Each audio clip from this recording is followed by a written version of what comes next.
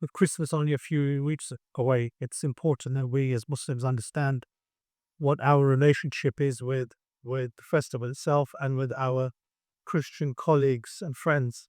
And it's important to point out here that some may think after listening to today's khutbah, it's one of intolerance, but really nothing could be further from the truth. Islam teaches us tolerance. Its foundation is tolerance. Our history has been one of tolerance towards followers of other religions. So toleration is the vanguard of the believer. But it doesn't mean to say that we need to agree with everything and anything which is foreign with regards to our religious practices, or even accept them as being something which is good or acceptable to Allah subhanahu wa ta'ala. But we acknowledge that one has free will to follow whatever religion they wish to follow. There is no obligation. No one can force another individual into following Islam. This was not even the right of the Prophet sallallahu alaihi wasallam. And Surah Al-Kafirun, قُلْ يَا أَيُّهَا الْكَافِرُونَ, is a very clear demarcation between us and followers of other religions. Well, we clearly say, you to your way of life and us to our way of life. And in Surah Al-Kahf, Allah subhanahu wa ta'ala says, and say the truth is from your Lord. So whoever wishes to follow it, let him believe, and whosoever wills, let him disbelieve. So there is free will upon every individual, but as Muslims, we believe that one is accountable for the choices that one makes in this life. So that's just a caveat before we begin the main topic of today's khutbah. This is one of tolerance, not one of intolerance. Now, matters of religion, matters of deen are the most important thing to a Muslim.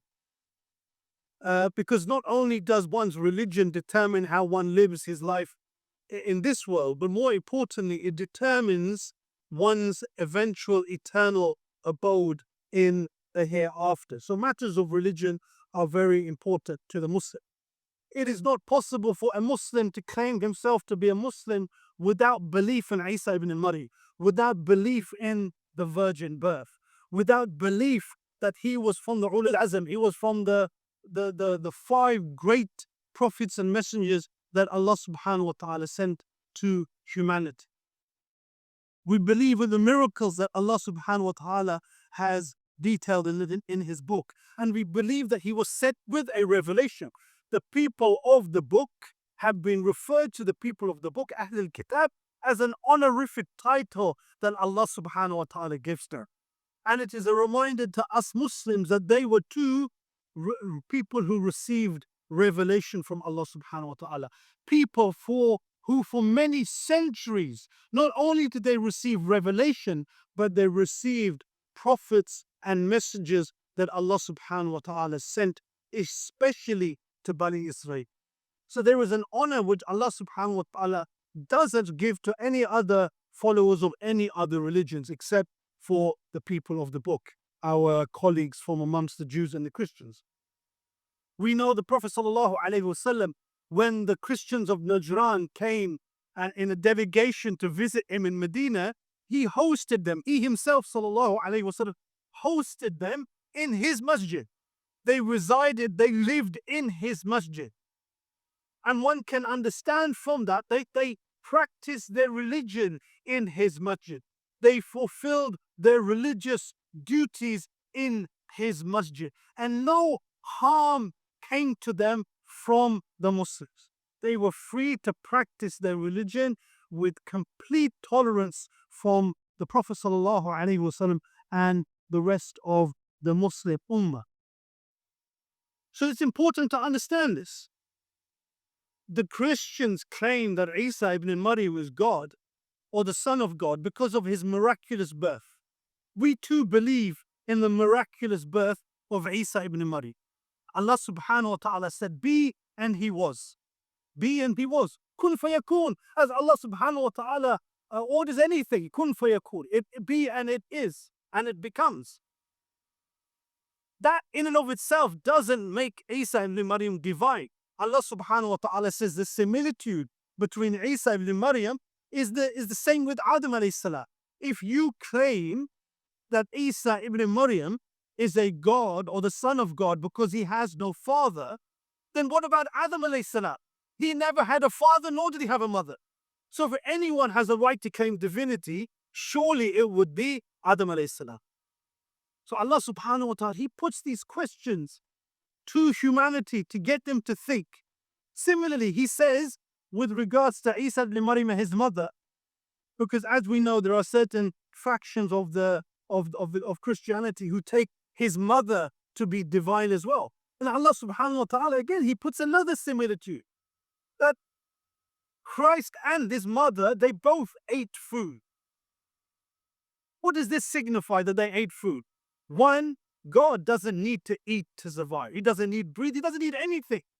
He is free from the needs of everything and anything. But also it means that when you eat, that food needs to also come out. This is not befitting for a God. This is not something that you say that God does. So again, Allah subhanahu wa ta'ala, he asks the question. He probes the minds. He wants humanity to think that this is not befitting to put at the feet of Allah subhanahu wa ta'ala. This claim that Isa ibn Maryam is God or the Son of God. So let us now, and the argument that we have, and this is very important for our children to understand. There's an argument now. Christmas has lost its religious connotation. It is no longer a religious festival, but that's not true. Ibn Taymiyyah, he says that actually religious festivals are one of the marking factors of any religion. If I were to say to you Christmas, you would immediately tell me Christianity. If I were to say to you Eid, you would immediately tell me Islam. If I were to say to you Diwali, you would immediately tell me Hinduism, because it is well understood that these religious festivals belong to these religions. Whether it holds the same religious connotations in the West as it once did is another argument. But for certain, in many parts of Christendom, in many parts of the Christian world, other than the West, Christmas is very much still a religious festival. Very much a religious festival. Now, I'm not going to look at Christmas itself. I'm not going to look at the history and the origins of Christmas. But I urge you to find out yourself, because it's very interesting to find that Christmas, the religious festival of Christmas, its roots are in paganism, in pagan Rome. They took much of the religious festival, because as we know, the Romans became Christians. But when they became Christians, they brought many of their religious festivals and practices and brought them into Christianity. And Christmas is one of them. They just changed certain names and certain aspects of the religion, of the festival. But again, I urge you to go away and look into this yourself. This is not something that the Muslims say. This is something Christian scholars themselves admit. So I urge you to go away and look into this yourself. أقول قولي هذا وأستغفر.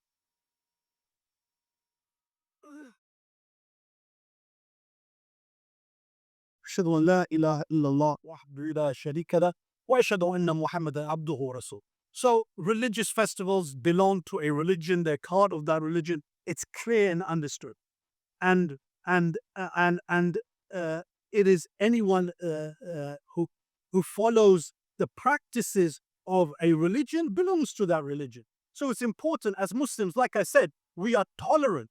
We allow, our history has shown this. Our history has shown the people of other faiths, particularly the people of the book, came flooding into the lands of the Muslims because they knew in those lands they would find tolerance. In those lands they would find the freedom to believe and practice their own religions without any harm coming to them. So this is our history. This is what we are taught in the book and the sunnah of our Prophet sallallahu alaihi wasallam. But like I said, tolerance does it mean to say that we agree or that we are even happy with these practices. There's no harm in being tolerant, yet strongly being critical. There's no harm in that. And just because we live in a multicultural society today, what we tend to find now is because of multiculturalism, we're told that we should all celebrate Diwali, and everyone should celebrate Eid, and everyone should celebrate Hanukkah, and everyone should celebrate Christmas, and so on and so forth. This is a modern day phenomenon. Before, every religion practiced their own festival, and that was it. There was no need to feel obliged to get involved in the practices and the celebrations of another festival. But now, more and more so, there is a greater pressure for everyone to become homogenized. Everyone to just practice everything and anything and free for all. And really, what is the importance of religion? It just causes wars, and it causes bloodshed, and it causes disarmament.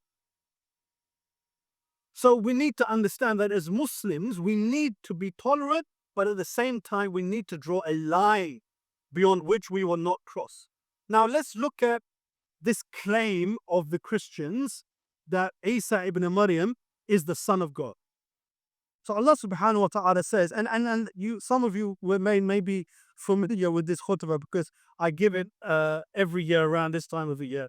So apologies if it's something that you've heard before. I hope for some of you it will be new. Anyway, Allah subhanahu wa ta'ala says in Surah Maryam, Allah subhanahu wa ta'ala says, أعوذ بالله من الشيطان الرجيم وقالوا اتخذوا الرحمن ولدا لقد جئتم شيئا إدا تكاد السماوات يتفطرن منه وتنشق الأرض وتخر الجبال حدا أن دعوا للرحمن ولدا وما ينبغي للرحمن أن يتخذ ولدا إن كل من في السماوات والأرض إلا آتي الرحمن عبدا. Subhanallah. Really strong verses, ayat of the Quran with respect to this. Allah subhanahu wa ta'ala says, and they say, Ar-Rahman, the compassionate, has taken for himself a son. Now, why is this? Because the Christians don't say metaphorical son, like we are the children of God. This is a metaphorical statement. But they actually believe, like my son is my biological son, in that I had physical, and I'm sorry to bring it down to this, but you need to understand why Allah is so angry. What has caused Allah to be so upset? In the same way that I had a physical relationship with my wife to have her give birth to my son, they claim that Allah subhanahu wa ta'ala, because this is the word begotten, this is what it means. Look it up in the dictionary. This is what it means, that they claim that Allah had a physical relationship with Maryam, and Christ was the outcome of that. Allah subhanahu wa ta'ala says in many parts of the Quran, Subhanallah amma yashkul, glory be to Allah. He is far removed from what you ascribe to him. You see, human beings, we take our foibles, our weaknesses, our ways of life, and we project them onto Allah subhanahu wa ta'ala. In the same way that we have children, Allah too must have children. In the same way that we get tired, Allah too, he gets tired. In the same way that we forget, and when we become old, Allah's an old, grey-haired old man. He becomes weak. He becomes forgetful. He suffers from a bit of dementia. These are the things that we portray unto Allah subhanahu wa ta'ala. These are the things we claim about Allah subhanahu wa ta'ala. We have not given Allah his due right. He is far, far removed. When we say subhanallah, what does subhanallah mean? It means that we give to Allah every claim of perfection. Every claim of perfection belongs to Allah subhanahu wa ta'ala. And every claim of weakness or imperfection, Allah is far, far removed from it. Far, far removed from it. So this is not something befitting to say about Allah subhanahu wa ta'ala. I'm going to take a bit of a digression here. Allah's forgiving. Allah is kind. Allah is merciful. Why does Allah get so upset? What? So what? If people want to follow other religions, if people want to claim other things. Let me put this to you. You've done some work for your bosses, for your company, and it's an amazing piece of work. And come the day of, revelation of your work, somebody else steps up and says, I did all of this. I did all of this work. How upset would you be? How angry would you be when, especially when the others around you in the audience, they acknowledge that this falsifier, this liar has done all the work. They accept this. Similarly, if I were to say to people, this is a picture of so-and-so, and it's not his picture, it's somebody completely different. How upset would that person be? How upset would you be if I'm going around saying, this is a picture of so-and-so, and it's not your picture? It's nothing like you. In fact, it's ugly and it's distorted. How upset would you be? How angry would you be? So Allah subhanahu wa ta'ala, having created the heavens and the earth and everything inside them, and then sustained everything, then managed everything, and then has written everything in a clear book, we give others that right of this others have created the heavens and the earth. Similarly, we portray God to be a monkey god, or an elephant god, or a tiger god, or a snake god, or we claim that he's a white man with blue eyes and blonde hair.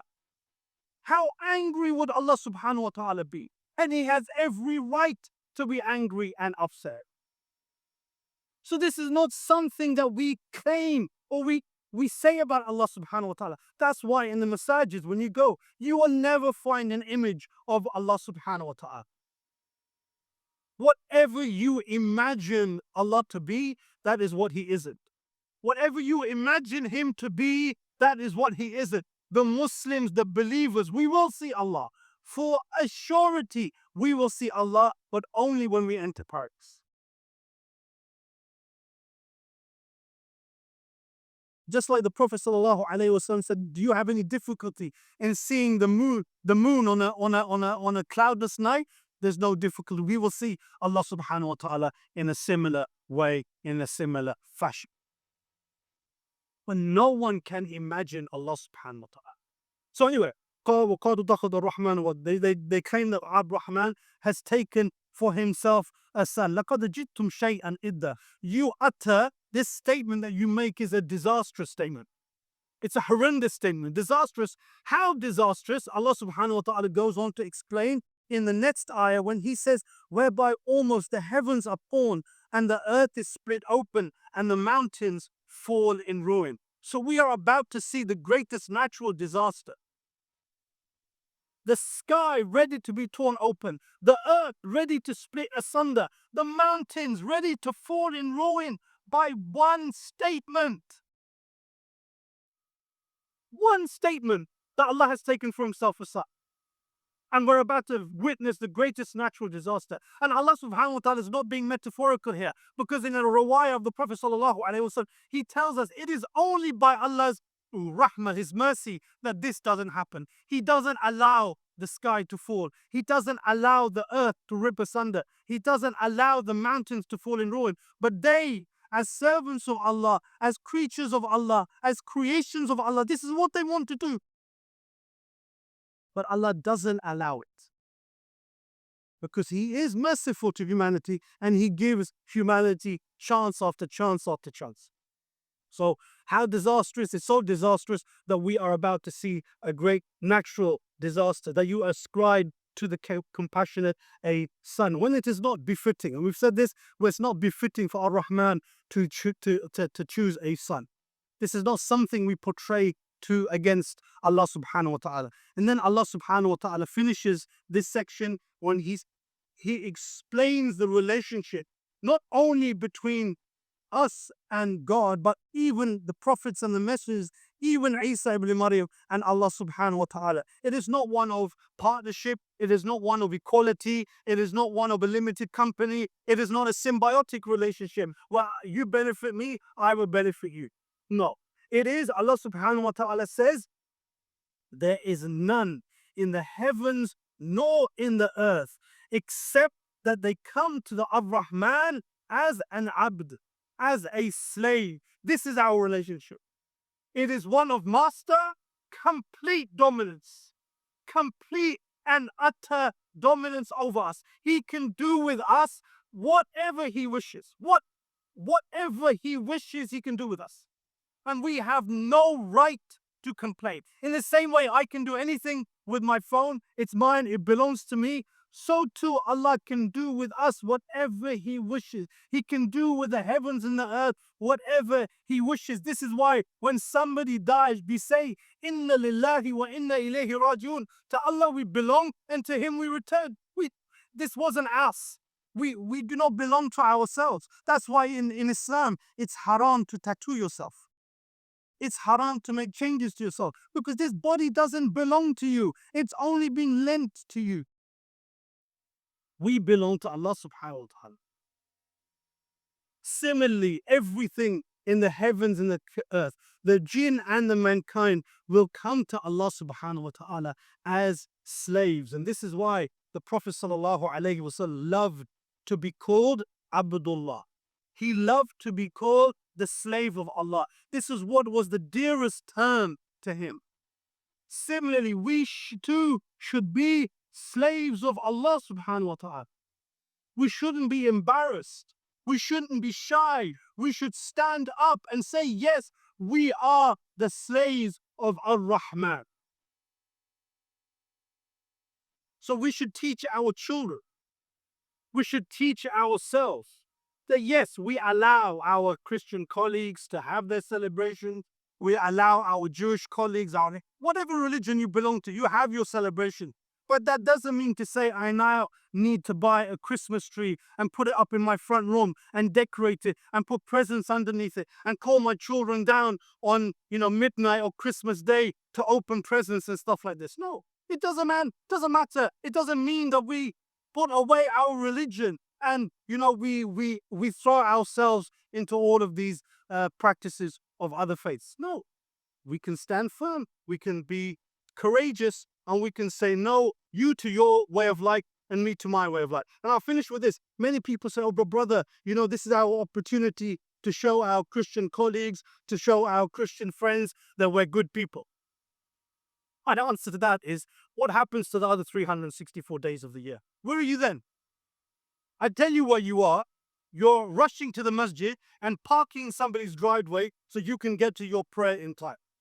You are intolerant to your neighbor. You cause him, you are a nuisance to him. You are a nuisance to society as a whole. You bring no benefit to anyone. But on one day of the year, you want to show to everyone, oh, what a nice, loving person I am.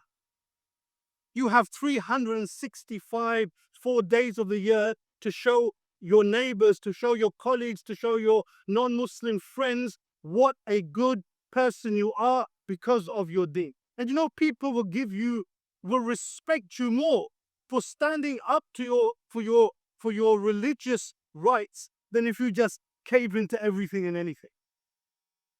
So, my dear respected brothers, advice to myself first and foremost, advice to you, do not be afraid to be truthful to your deen. The Prophet ﷺ said a time will come where holding on to Islam will be more difficult than holding on to a hot coal. We are in those times. The Muslim is seen as the baddie. The Muslim is seen as the terrorist. The Muslim is seen as the one who brings about nothing but hardship and harm to others. We need to turn that paradigm around. We need to turn that argument around and show to them what our Prophet ﷺ showed to his people, what Islam truly can do to and for humanity. Allah